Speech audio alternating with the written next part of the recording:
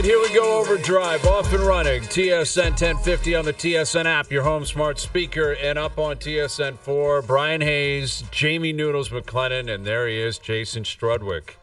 Wow. The Strud muffins are baking. They are the oven is heated, and we're ready to rock. We're ready to rock. Noodles, you always miss out on this.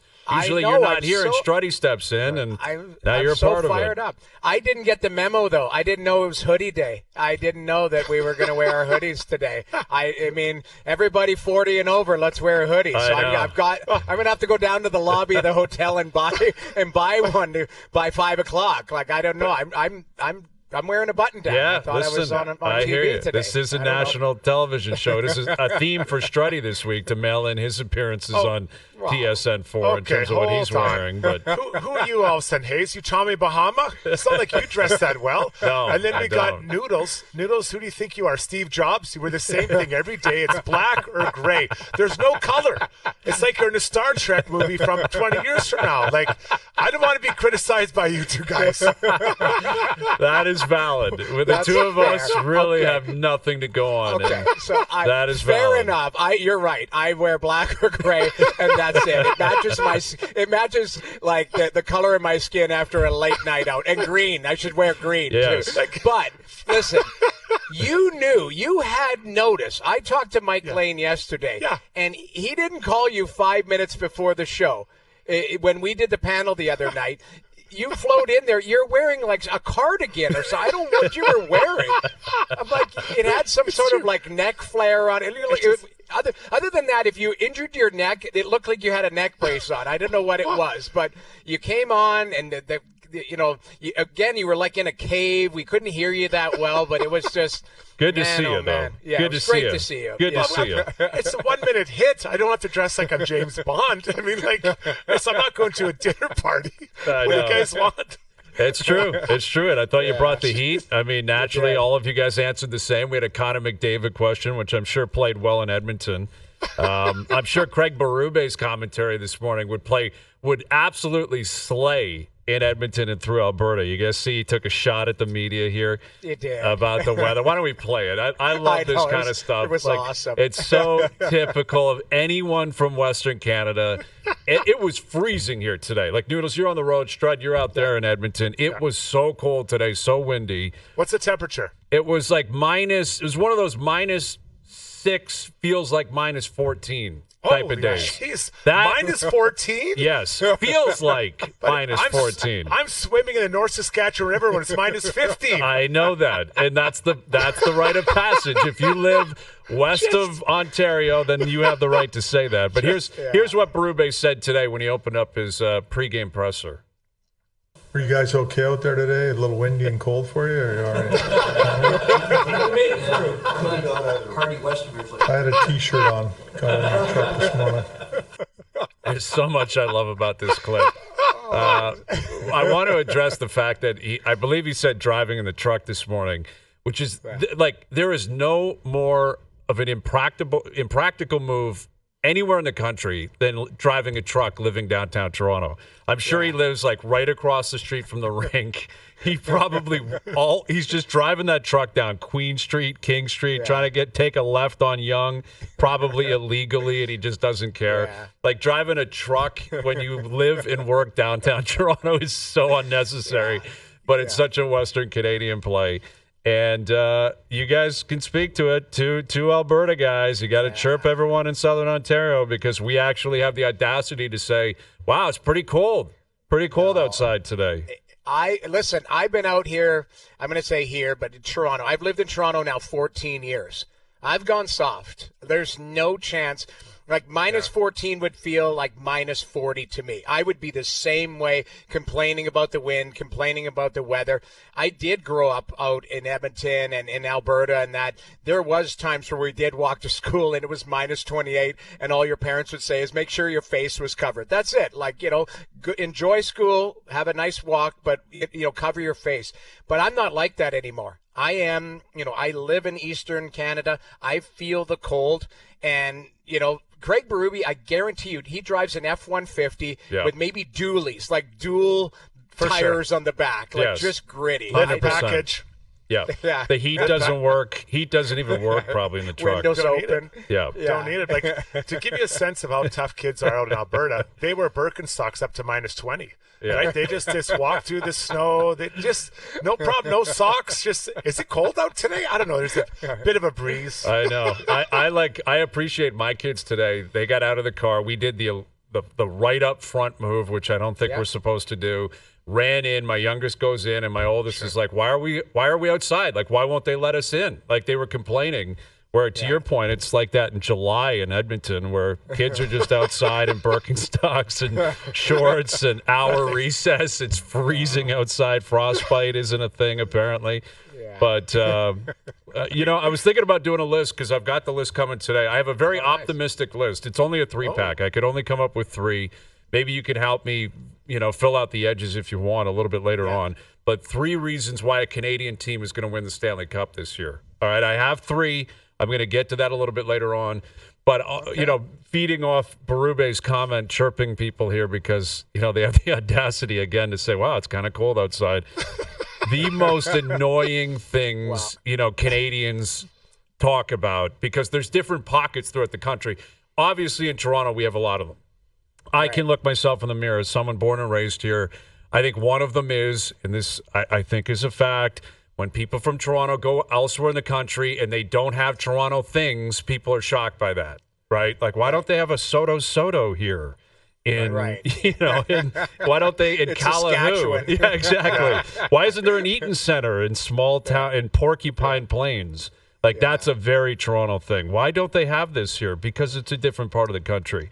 But complaining and being a big timer because it's cold somewhere else is such an Alberta thing, such a Saskatchewan thing. It's very aggravating. I don't want to be a hero. Very heroic. That's the thing. Like, I try and, like, I don't wear it like a badge of honor. I wear it like it was tough. Like, I didn't, Struddy, you're still out there. So you live it every day. Your kids live it every day. Like, I look back on it and I'm like, I didn't enjoy that. Like, it wasn't like, hey, exactly. There's nothing. Cool. There's nothing fun about -40 outside. The thing Makes is, you harden. It does harden you. It hardens you, but that's just what life. We didn't know better, right? Like, you would go, and I'm not lying.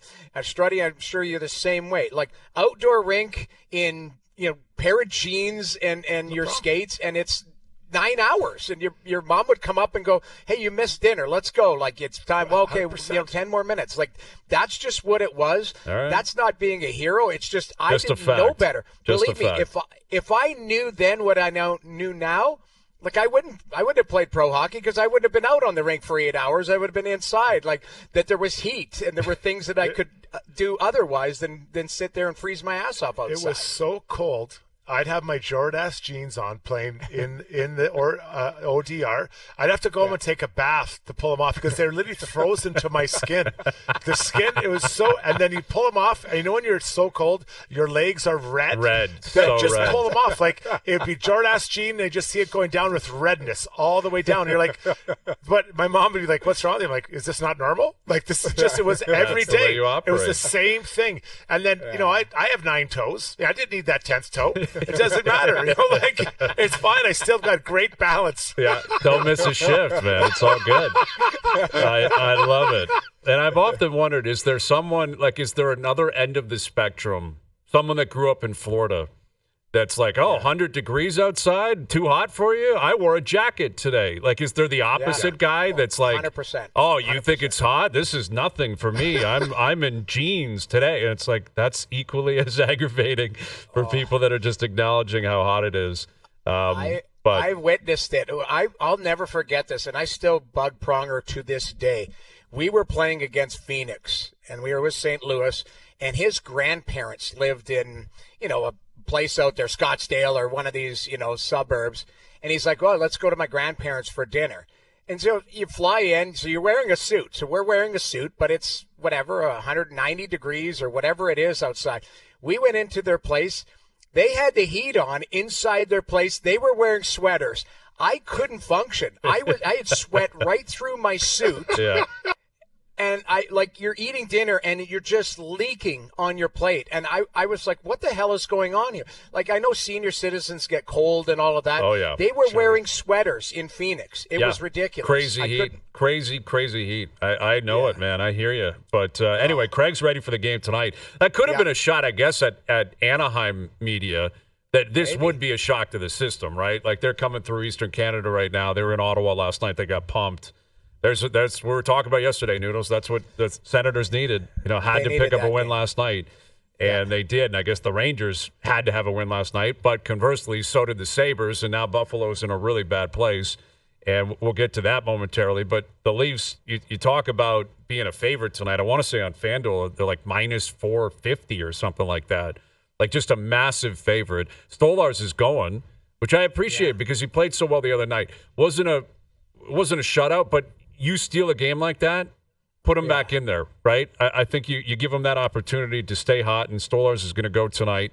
But this is one where if you're the Maple Leafs and you're looking at it, you better not look past Anaheim. But if you show up to play, you should walk away with 2 points tonight. Yeah, it's a winnable game for me. You played last night. The one thing that, Anaheim didn't really show up. Like you heard Greg Cronin's comments last night. We didn't skate. They were ready. We weren't. The goalie, the guy that the Toronto Sun, what did he call him again? I can't remember. It was something like no-name goalie, almost no-name goalie. Robs the Leafs or something like that. That guy's playing tonight. Yeah, I knew it would be Dostal. You knew they were giving him this game. I guarantee you it's in reaction to the Sun. And if he stands on his head tonight, we need this. The Sun should be out there. Like the editor-in-chief should be on the ice tonight after the game, apologizing to Leaf fans, because that was a crazy story. Strud, you may not remember this. I think it was last year. I think they went through Anaheim last year, and the Leafs put something like 50 shots on the guy. It was something absurd. It was more than what Jersey did to Stolarz. Like it was so extreme. The shots were like 48-7, and they won in overtime, I think. Or in a shootout, but same kind of thing. It was 1-1. Dostal was incredible, and the Sun, it was like no-name goalie almost steals the Leafs or whatever it was. And Anaheim jumps on social media and starts blasting at the Toronto Sun and Sun Media. And I think they were definitely, as an organization, saying, screw it, man. Put him in when we get to Scotiabank, and let's see what happens. There's no better feeling than going in with a mission to just make the Leafs have a bad day. That's just, you just absolutely that's love why you that, exist. Right? That's really that's why they're in the league. Exactly. Did you? But when you look at it, when I think of that story, I think of Spike Lee getting on Reggie Miller. Yes. In New York, and then Reggie Miller just going off, and like Spike Lee feeling like the heel. So if it happens tonight where he has an amazing game, we know who the heel is. Yeah. And everyone gets more motivated when you have someone to direct your anger at. If I was a teammate, I'd literally print that out, and I'd put that up on the wall for my goalie to look at tonight and say, hey, bud, look at this again. And just, people love, you play better mad. You play better mad, Noodles. Yeah, there it is. Austin Matthews saves day in OT after no-name goalie vexes Maple Leafs. That's even worse than I remember. No-name goalie is so insulting. They don't even show a picture with his name bar on it. They show the side profile, so you still don't know who he is, or at least that's what they're indicating. That one hurt. That one stings. The thing is, though, remember Anaheim clapped back and said, well, this guy has been the AHL goalie of the year, or, one goalie of the month last month. If you look at it analytically, I believe he's top 3 in goals saved above expectation. Like he's been an absolute rock star this year as far as statistically. He doesn't get goal support, and Anaheim's not a very good team. But he is a very good young goaltender. The Leafs can't sleep on this team. That's the one thing. And the news coming out is Zegras. I don't know if you saw that injury. That was a weird transaction. He almost, it wasn't a hit. He kind of just fell awkwardly. Yeah. And it looks like what? He tore his meniscus. So Zegras tore his meniscus. He had surgery today on his right knee, and he's out 6 weeks. So that's a quick turnaround. I'm a little bit surprised by that. Because sometimes if they repair a meniscus, the only reason I know this is because I went through it. That would have knocked him out maybe for the season. It takes months to recover from that. Although he's a pro athlete and I'm a slob. Yeah, I'm guessing he's in a little bit better shape than you, Hayes. Probably a little bit of a different plan. A little bit stronger quads than what you're walking around on those. I think the muscle mass is probably a little bit more supportive in his legs than mine. I just went through this, guys. I know exactly what it's like. I know exactly what he's going through right now. Call me, Zegras. But he's out. And like he was a guy, we've spoken about him recently. How he just he's lost his zip. Zegras was a guy that was coming into the league with a smile, and he was trying to pull off the Michigan every shift, or it felt that way. And he was, Mr. South Beach, or not South Beach, SoCal, I guess, and was going to be the face of the Ducks. And then he just kind of blended into the league the last year and a half, and now he's hurt, and he won't be playing tonight. So there's one more hit, I guess, for the Ducks. But you got Trouba in town. You got Trouba, Gudas. Like, you better keep your head up. Like Trouba is a guy, especially in, coming through Eastern Canada. He's aware of the press that's going to come with him playing. He will be looking for takers tonight. Not necessarily fighting, but I'll bet you he throws 5 or 6 hits, and I wouldn't be shocked if he got someone tonight. It's just the way he operates. You got to be mindful of him. That's the bottom line. This is a guy who will hit you through the middle of the ice. He'll finish every check. And he is a guy that, when he is motivated, he plays with an edge. And that Gudas chases people around too. So, the Leafs have to keep their head up in danger areas because those two will finish their checks. And that Leo Carlsson played his first game last night. He's a really nice player. Like, he's a very high-skill guy. So we'll see what he's got on a back-to-back situation. Yeah. Yeah, we'll see. And go ahead. Heavy hitter, and he puts everything he can into every hit. He's not just rubbing you out. Like, you think about when he launches himself, it could be very damaging. So you got to keep your head up, and it's just about knowing who's on the ice. Look up. Oh, there's Trouba. Maybe this is the time to skate with my head down. I love the way he plays. Going to be tough. That's tough with both of them because now 2/3 of the shifts you're up against someone who's heavy. Exactly. Like we saw White Cloud came through town a few weeks ago, and we know what happened there. And, same kind of thing. Right shot, come down the wall. Yeah. If they can get you, they're going to get you. So I would think Berube and company are aware of that. The players will be aware of it. And, we'll see what comes of it. And Anaheim, again, not a great team coming off a back-to-back, but they probably didn't love their game last night. And we'll see what comes of it tonight. So that game on TSN Radio tonight, we'll tee that up throughout the afternoon. I saw Al's brother right before we came on here. We're on the clock, Hayes and Bro, on a Thursday night. This is a big one. Both teams still in the hunt in the NFC West. So Luke Wilson will join us in studio coming up a little bit later in the afternoon as we tee up Week 15 in the NFL. Niners-Rams tonight. Again, Niners, I believe, a 2.5-point favorite on FanDuel right now. We'll see if that line moves. It's been moving a little bit this week. So we'll get to that just after 5 o'clock. But Ryan Callahan coming up, former Ranger. The Rangers got a win last night. Sabres are in trouble. Sabres are in serious trouble. And we got some big games in the NHL tonight, including Edmonton and Minnesota. Like, this is a big one. I'm sure it's a lot of buzz out there in Edmonton, Strud, the fact that the Wild are doing what they're doing. And we'll come back and ask Callahan, and we'll get into this conversation ourselves. Like, are the Wild legitimate cup contenders, or are they just red hot to start the year? We'll get to that more. And, again, Week 15 in the NFL starting tonight. Jason Strudwick with us with Jamie Noodles McLennan. I'm Bryan Hayes. Overdrive continues. TSN 1050 and on TSN 4.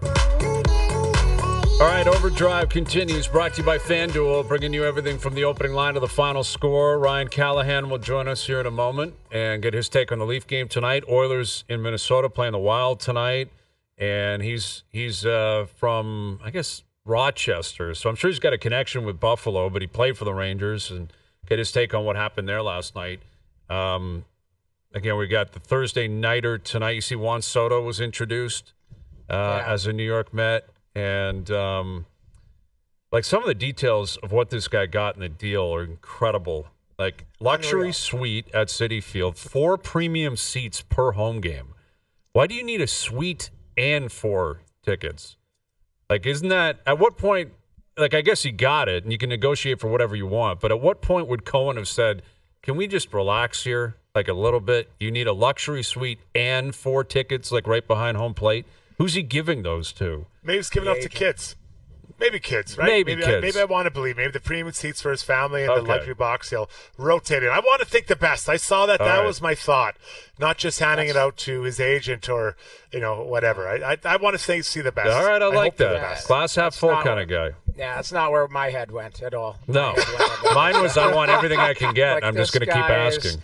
I don't know if he's single or not, but that kind of had a vibe of like, hey, I got 4 seats. He's at the bar. He was at Club Marquee dancing it up. I got 4 seats here. I'm not going to put you with my family. I'm going to put you in my special seats over there. That's where my head went when it comes to. Now, again, I don't know. He might be married and have 6 kids or whatever and be happily married, or he's just signed for, what, $760 million? 765. You got to get that right. Sorry, I just shorted that him right. $5 million. He 765, and he's out on the town and going to be on Page 6 twice a week. Yes. That's what he's going to do. Yeah, so. I mean, he's going to have to be careful out there, though, because you're going to run into a lot of Yankee fans, when you're in New York, and Yankee fans are not going to forget. But he's got security for his family at home and on the road.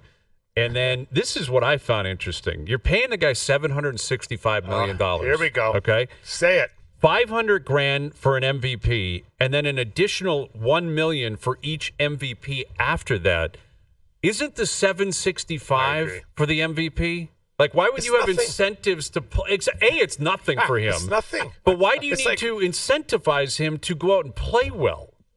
It's like me finding $5 in my shoe. Yeah. Like it doesn't make a difference. I'm going to make it rain by a couple Slurpees. Like, I don't get it. Like, I think that $51 million or whatever is enough. Yeah. It's enough. It's like, I don't get why you need that. Like, does that really say, oh man, I got to get that extra $500,000. I got to buy that extra house. Like, I don't get it. That makes no sense to me at all. No, me neither. It's motivation. What it is, to me, and we can't understand it because we're not in that stratosphere. Of course. The salary is the salary. The bonus structure is the bonus structure. Everybody's got bonuses, even pitchers that make $30 million a year. It's a bonus for Cy Young. It's a bonus. Everybody's got a bonus. It's probably a little bit weird when you go, hey, here's $765. Okay, and then the agent goes, let's work on the bonuses now. And the owner probably goes, I'm sorry, but basically that's what they did. And it is weird because we are talking about $765 million, but that is the lay of the law with standard contracts. And it's like, okay, let's look at the bonus too. And in his mind, he might, you're right, Struddy, he might go, those bonuses mean nothing to me. It is a pebble in my shoe, or I might give it to a children's hospital or whatever, but it's his right to earn them. And regardless of what he makes, there will be $1 billion athlete. Here's a question for both of you. When are we going to see $1 billion contract? When, like within the next 3 years? I would guess it's coming in baseball first because there's no term limits, right? Like, right. In the NBA, it would be the NBA first if they didn't cap the amount of years you can give someone. Free agents can only get a certain amount of years. If you re-sign with your own team, it's only a certain amount of years. And the dollar amount keeps going up, but it's going to take a long time until you get to a point where someone's making like $200 million a year and signs a 5-year deal.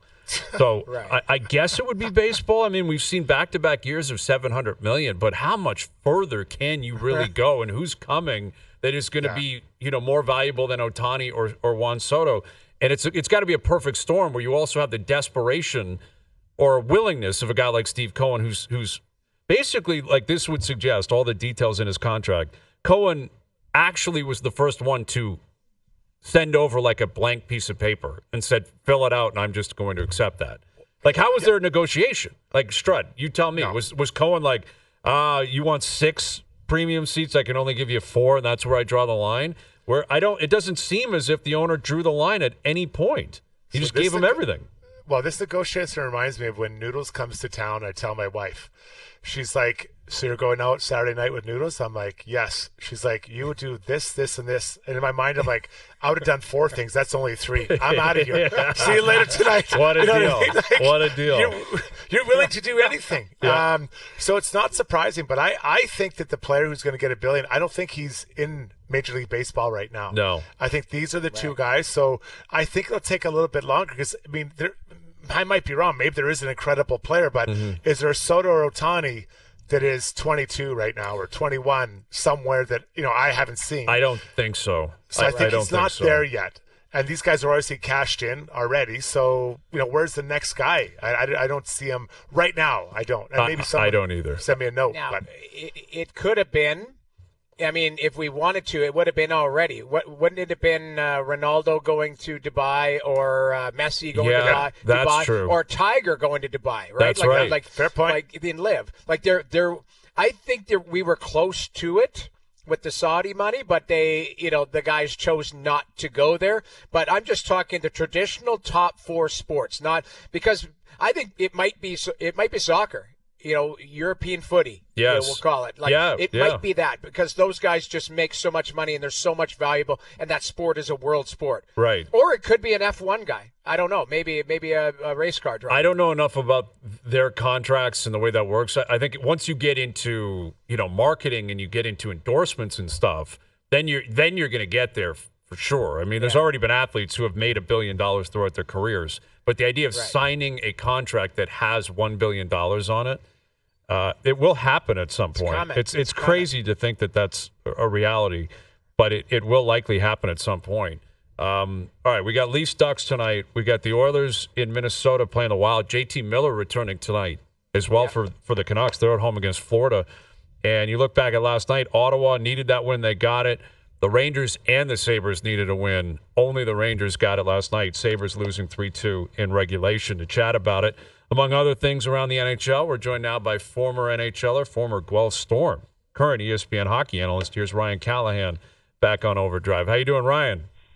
I'm doing good, guys. Thanks for having me on. I like the Guelph Storm shout-out as well. Yes, appreciate mandatory. That. O's not on today, but it's in his contract that whenever we have a former Guelph Storm on, we have to make sure to pump their tires.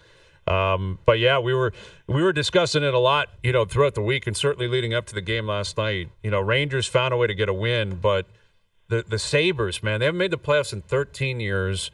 Now they're at the bottom of the Eastern Conference. It doesn't feel as if they're going to find a way to get out of this. Like how desperate is the situation in Buffalo right now? I mean, I think it's code red. If you look at it, just like you said, 13 years without a playoff spot. I think it's only the New York Jets are the only other franchise that has been longer of a playoff drought. But I guess the big question is, you look at the Sabres and kind of has me scratching my head too, is what is the path out of it? You change your coach many a times. You've changed the GM there, and it just keeps seeming to be the same recipe. And I was watching that game last night, and you're sitting there, you're watching it, and I think it was their 5th game of a 5-game homestand. They've lost 4 in a row. Things aren't going great. You're expecting them to come out, absolutely on fire with desperation, urgency. And I sat there for 2 periods, and I didn't see that, and I thought they played a pretty good third period, which showed a little bit of that. But it's just surprising to me. Where is that urgency? Where is that desperation? I just don't see it in that group. And do you have to change the personnel somewhat? That makeup of that team, it just doesn't seem like it's working. So the team that they were playing against, you're very familiar with as well, the Rangers, the Trouba trade, but I don't know if there's an actual just one thing that could fix that group, but from your outside opinion there and just watching this team nightly, what do you make of it? I mean, is it as simple as, hey, now we're going to have to deal with the coach if they don't get on track? Is it, you're going to use some of that Trouba cap space to bring in another player? Like, what do you make with the Rangers and kind of how they've had the inconsistent start? Yeah, and you go back, and I was one of the guys that, early on before the season started, I thought the Rangers were going to be one of the top teams. I thought they would come out of the East and potentially with Florida be right there, and especially after making the conference finals last year, going 6 games with Florida. And I think 3 of those games were 1-goal games. So, they were right there, a bounce here, a bounce there. That they could have been the Rangers in the finals, right? So see the way they've started, and, it kind of started in the offseason with them with, I don't think the Trouba situation was a great situation. Obviously they tried to trade him in the offseason. He denied the trade because he had a no-trade clause, which is his right. That's why you negotiated into contracts. But yeah, that's out there, right, as you enter the year. And that's tough being a captain there in New York, knowing that the team has already tried to, deal you in the offseason. So you start with that distraction a little bit as you start the year, and they started off good. They looked like the team they were last year, to start the season. And then, they take this dip, and, then Chris Drury comes out and, he doesn't come out, but it gets leaked out that, he's looking to move some players. Maybe Kreider's name gets thrown out there. Trouba, which wasn't a surprise because they've already tried to move him in the offseason. But, then I think the team can respond one of two ways. Either you take that as a challenge and realize that things aren't good enough and, we need to improve or there's going to be changes, or, you go the way they did and, you don't respond to it. And, unfortunately, that's the way they went. And, you look at the team, and you guys know it's hard to move players, right? It's hard to, even with cap space, to add players to that group, but something needs to change. And, obviously, Lavallier's a really good coach. I don't condone anybody getting fired or want anybody to get fired, but unfortunately in this business, that's what seems like the answer always is, and it probably shouldn't be because he's not the one on the ice, right? He's not the one that's not performing. And then you go back to last night's game, I didn't see much from the Rangers either. I thought it was a pretty sleepy game to start, and two teams that, like I said about Buffalo, that, you think you're going to come out and see that effort and see that desperation, urgency. I didn't really see it from either team. So I kind of left that game last night kind of scratching my head and wondering, if Rangers came out and dominated that game and played well, you're like, okay, that's something you could build on. That's something, maybe a stepping stone to kind of take off and put this bad play behind us. But I don't think they played a unbelievable game either last night. So, is that a game that you can build on? I'm not sure it is. I mean, you beat the Buffalo Sabres. It's not like, they're going to a Stanley Cup favorite that kind of give you that momentum. So it's going to be interesting for both those teams. I mean, where do you go, right? What direction you go in? As I said, it's hard to, even with cap space, to find players in the middle of the season that are going to come in and make an immediate impact. Callie Struddy here. It's great to chat with you. And I don't want to bring this up, but you were a rookie when I was in New York, and I kind of guided you through and bought you a couple of meals. And they never paid me. When you were there, you were like, you came in, you had a chest like a surfboard. Is there ever any thought of you paying me back for those dinners, like maybe as gift certificates or something, even flowers delivered to my house? Like, I don't want to make this a big deal, but you do owe me, buddy. I do owe you, Struds, but listen, I might have had a chest like a surfboard, but I tell you what, your pins on your legs were nothing to write home about. I don't think you ever saw a squat rack your whole career. So. I love it. Well, Callie, you had a great career there in New York, and you ended up being the captain, and you were traded as the captain. So I'm wondering, in your experience, because there seems like it's at times more difficult to be a captain with the Rangers. Is that fair? And if so, why would you see that, or what did you see when you were captain, and then just prior to you being moved down to Tampa? Yeah, I think just going back on my time, I didn't find it to be difficult to be a captain there really at all, and I think part of that was because I started with the Rangers, right? So I guess the media around it and expectations, original six team, I didn't know any different, right? So I didn't know how the rest of the league really operated. So I was kind of used to that kind of internal pressure that you have, especially we're in the sea with the Rangers. But I guess similar to Trouba's situation, what I found difficult is my last year I was up for contract. There was negotiations going on, and that's where it kind of got hard. It's like, am I staying? Am I going? I wanted to be there. But throughout that year, the negotiations kind of went south and everything else. It was hard to go to the rink and, stay focused on what you had to do every single night. And I think for Trouba, it was probably the same thing. It's hard to go into that room and lead knowing that, there's a good chance that, in Trouba's situation that they were, they're looking to move him. He knew that. That's a hard situation to go to the rink every night in battle and, try to put your best foot forward knowing that the team is trying to move you and doesn't want you there and, are looking to make moves. And, as my negotiation went on as well, I mean, with Glenn Sather, he was telling me to go talk to other teams and, he'd trade me to another team. So as that year went on, it was tougher and tougher for me to go to the rink every day and be like, the GM's telling me right now that they're looking to move me. I'm going to go in here and lead and try to do everything I can and block shots and take the bodies similar to Trouba's game, right? So I can feel for Trouba a bit in that situation where it's hard, and the rest of the room knows it too, right, Struds? Like, we've been there. Like, what's going on with guys and their deals and what's going on behind the scenes.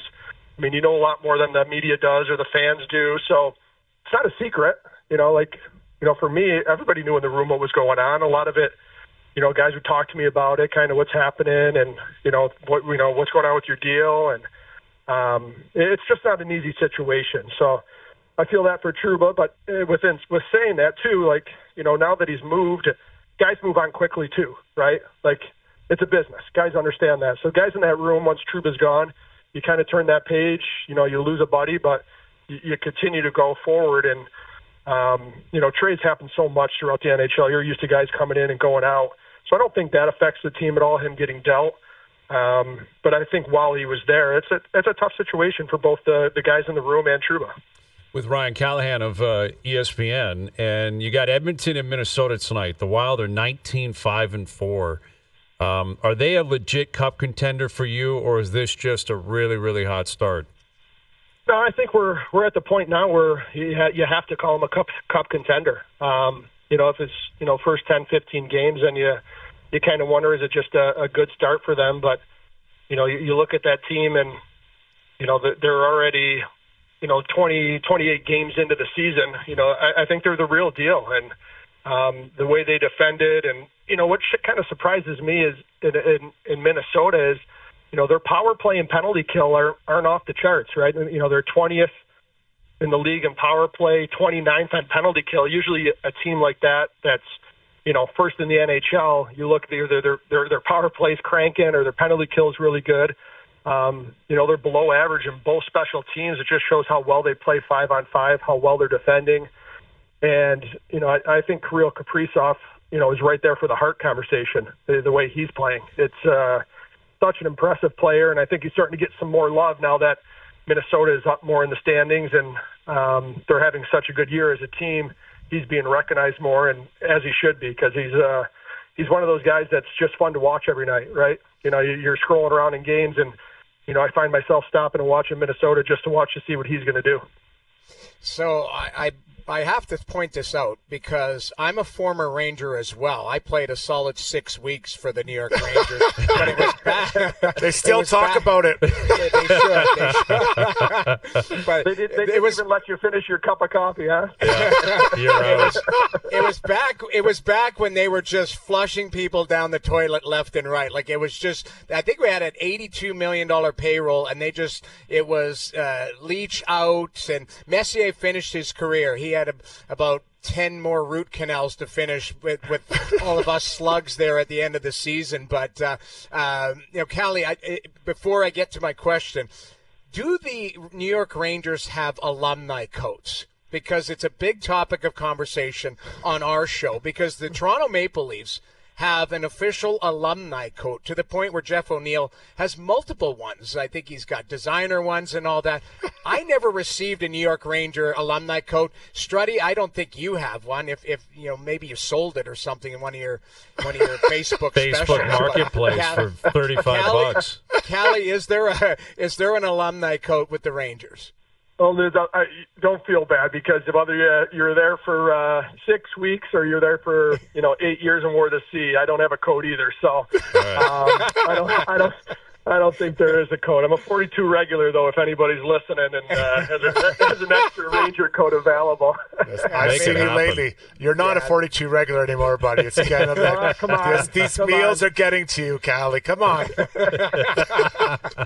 So my real question is from the outside, if you've watched the Toronto Maple Leafs, do you see anything different this year? They've had a little bit of turnover. They brought in some defensemen, a guy like Tanev, Oliver Ekman, Larson to shore up that defensive core. Craig Berube is driving the boat here. What do you make of the Leafs in some of the games you've watched? Yeah, I think obviously I think Berube coming in was a big move, and it looks like they're defending a lot better, right? And another big thing too is goaltending, right? I mean, they're getting the goaltending as well. Stolarz has been unbelievable for them, and you look at this team, and the Leafs are always a team. I always look at, and they got that high power offense. They can score goals, but it's always for me was can they defend? Can they keep the puck out of their own net, especially come playoff time where that's where it matters, right? You have to defend, and it starts with defense. And going out and getting a guy like Tanev, I love that move for Toronto, and it's paying off. I absolutely love him as a player and the style he is. I think that's something they definitely needed. But I feel like you bring a guy like Berube in who can just kind of change that culture a little bit more, just that mindset, right? You don't have to completely change a culture, but just that mindset of defending. They're a good enough team where in enough skill, they're going to score. They're going to get goals, right? So I've seen that shift this year in them where they're defending a little bit better, good goaltending.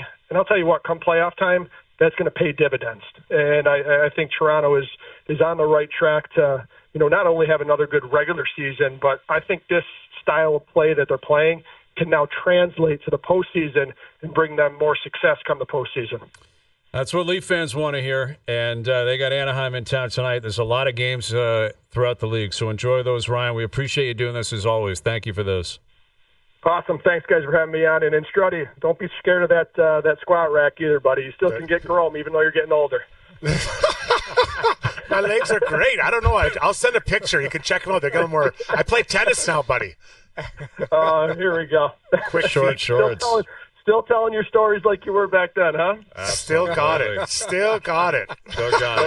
Can't challenge any of them. Struddy always used to say, why change the lure? You're still catching fish. That's why it was a great bet.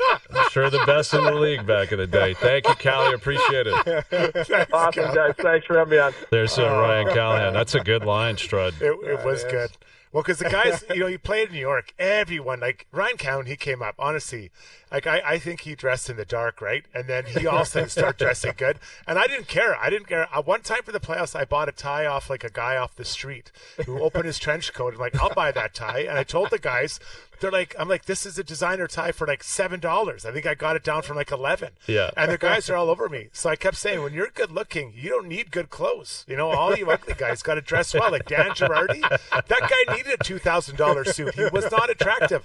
Ryan Callahan, 5'7", bad body. He better wear a good suit. Yeah. Me, it doesn't matter what I wear. I could use the tablecloth off of your bed or off your table, Hayes, right? That's right, man. Could wear that sweatshirt of yours and still look good. Hey, this is high end, dude. Do not. This is high end material that I'm wearing here. You're right, Strud. The clothes are irrelevant, man. When you got the full package, everything else is just, it doesn't matter, man. The ladies are going to love it, and you're going to send a buzz up. He's a witty guy. Yeah. I thought I'd hit him and he'd go down, but he wouldn't go down. He kept swinging, even on the way out. I thought he'd just say goodbye, and he had to come back and smack you across the mouth one more time. That's awesome. Yeah, he's good. That was great. That was great catching up with him. We got Pierre LeBrun still to come. Carlo will join us in studio. He's going to be on the panel tonight with a bunch of games in action here at TSN and throughout the league. Yeah, and Leafs in action tonight. And, of course, you got Edmonton again in Minnesota, so we'll continue to look ahead to that. And Luke Wilson coming up on Niners-Rams tonight, Thursday nighter in San Francisco. Overdrive continues, TSN 1050 and on the TSN app. All right, Pierre LeBrun coming up. Luke Wilson on the Thursday nighter tonight. See, Bill Belichick had his introductory presser today. Yeah. Down in North Carolina. I saw a bunch of people point out how terrifying it's going to be for student journalists. Like, imagine after a bad loss, they get pumped by Duke, and some 19-year-old in the journalism program has to grill him on what went wrong in the game. Like, how is that possibly going to work? I don't see how it's going to work. Like, he's not going to loosen up with that, right? Like, he'll have to loosen up in certain areas because these are now, they're amateur athletes, although they're making money. But they're kids, it's college. But if you get a journalist in there grilling him, he's not going to handle that well. No, but you know what, though? He has to change his ways. But do you think he's capable of doing that at 72 years old? Like, maybe he'll be a little bit more relaxed. But once the juices get flowing, he's probably going to tune some people up. Absolutely. Absolutely.